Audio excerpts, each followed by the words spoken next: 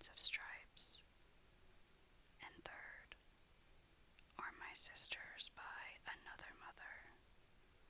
When my father died, each took her share of the heritage, and after a while my mother also deceased, leaving me and my sisters German 3,000 dinars.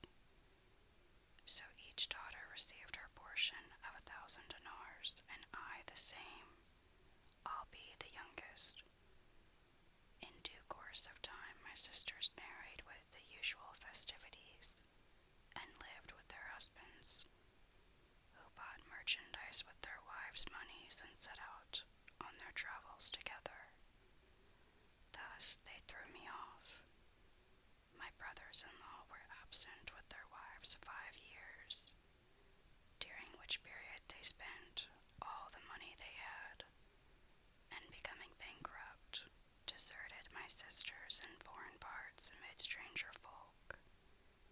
After 5 years, my eldest sister returned to me in beggar's gear with her clothes in rags and tatters, and a dirty old mantilla. And truly she was in the foulest and sorriest plight.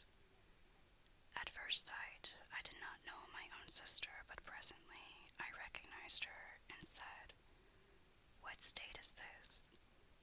"Oh, our sister," she replied, "words cannot undo the done, and the reed of destiny hath run through what Allah decreed." Then I sent her to the bath and dressed her in a suit of mine own, and boiled for her a bouillon, and brought her some good wine, and said to her, "O my sister, thou art the eldest, who still standest to us in the stead of mother and father. And as for the inheritance which came to me, as to you twain, Allah hath blessed it and prospered it to me with increase. And my circumstances are easy, for I have made much money by spinning and cleaning silk, and I and you will share my wealth alike." I entreated her with all kindliness, and she abode with me a whole year, during which our thoughts and fancies were always full of our other sister.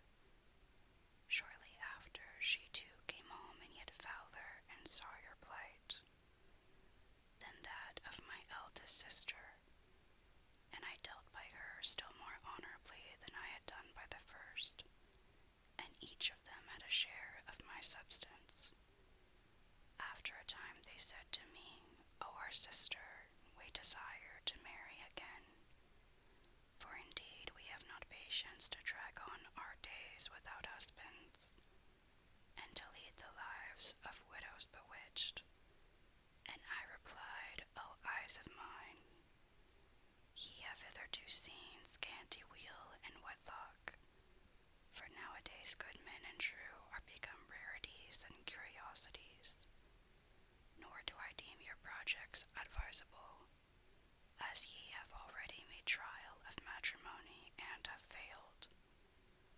But they would not accept my advice and married without my consent. Nevertheless, I gave them outfit and dowries out of my money, and they fared forth with their maids. In a mighty little time their husbands played them false, and taking whatever they could lay hands upon, left them in the lurch. Thereupon they came to me ashamed and in abject gaze, and made their excuses to me, saying, "Pardon our fault, and be not wroth with us. For although thou art younger in years, yet art thou older in wit. Henceforth we will never make mention of marriage. So take us back, as thy handmaidens, that we may eat our mouthful. Welcome to you, O my sisters, there is naught dearer to me than you." And I took them in and redoubled my kindness to them. We ceased not to live after this loving fashion for a full year, when I resolved to sell my wares abroad, and first to fit me a conveyance for Bassorah.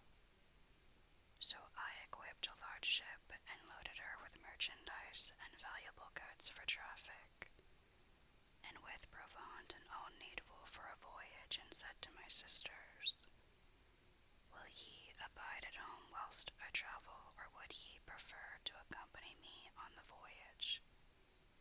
We will travel with thee, answered they, for we cannot bear to be parted from thee. So I divided my monies in two parts, one to accompany me, and the other to be left in charge of a trusty person. For as I said to myself, haply some accident may happen to the ship, and yet we remain alive, in which case we shall find on our return what may stand us in good stead. I took my two sisters, and we went a-voyaging some days and nights. But the master was careless enough to miss his course, and the ship went astray with us, and entered a sea other than the sea we sought. For a time we knew not of this, and the wind blew fair for us 10 days, after which the lookout man went aloft to see about him, and cried, Good news. Then he came down rejoicing, and said, I have seen what seemeth to be a city, as 'twere a pigeon.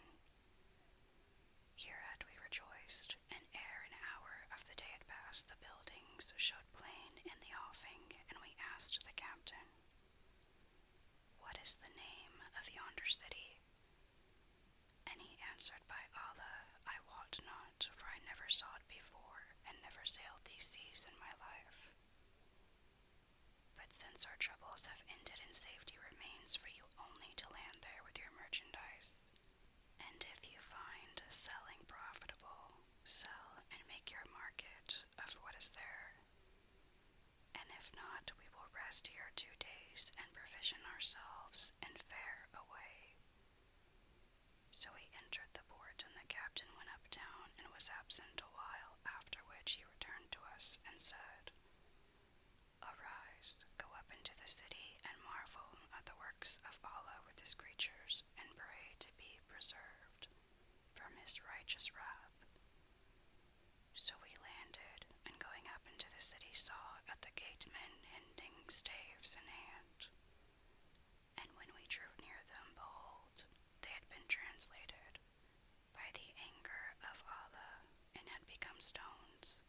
Then we entered the city, and found all who therein wand into black stones and stoned, and not an inhabited house appeared to the espire, nor was there a blower of fire. We were awestruck at the sight, and threaded the market streets, where we found the goods and gold and silver left lying in their places. And we were glad, and said, Doubtless there is some mystery in all this. Then we dispersed about the thoroughfares, and each busied himself with collecting the wealth and money and rich stuffs, taking scanty heed of friend or comrade. As for myself, I went up to the castle, which was strongly fortified, and entering the king's palace by its gate of red gold, found all the gold and silver, and the king himself seated in the midst of his chamberlains, and nabobs and emirs and wazirs, all clad in raiment which confounded man's heart. I drew nearer, and saw him sitting on a throne, encrusted and inlaid with pearls and gems, and his robes were of gold cloth, adorned with jewels of every kind, each one flashing like a star. Around him stood 50 Mamelukes, white slaves,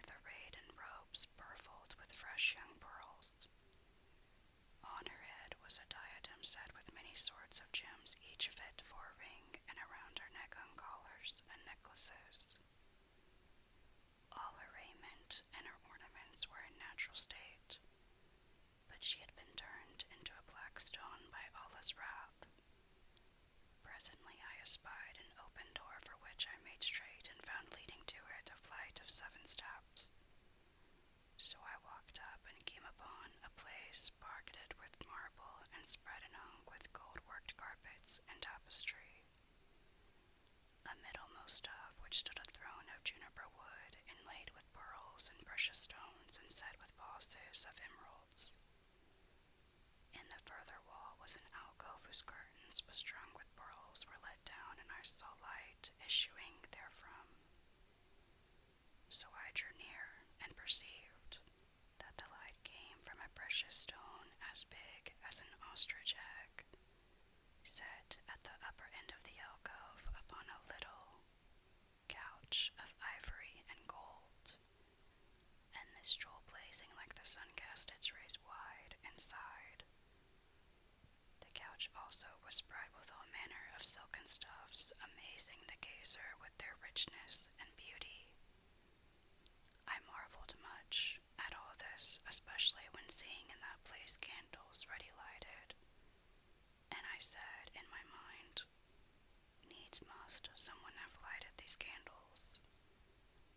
Then I went forth and came to the kitchen, and thence to the buttery and the king's treasure chambers, and continued to explore the palace and to pace from place to place.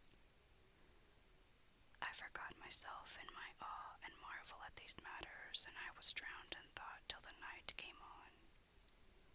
Then I would have gone forth, but knowing not the gate, I lost my way. So I returned to the alcove whither the lighted candles directed me, and sat down upon the couch. And wrapping myself in a coverlet, after I had repeated somewhat from the Koran, I would have slept but could not, for restlessness possessed me.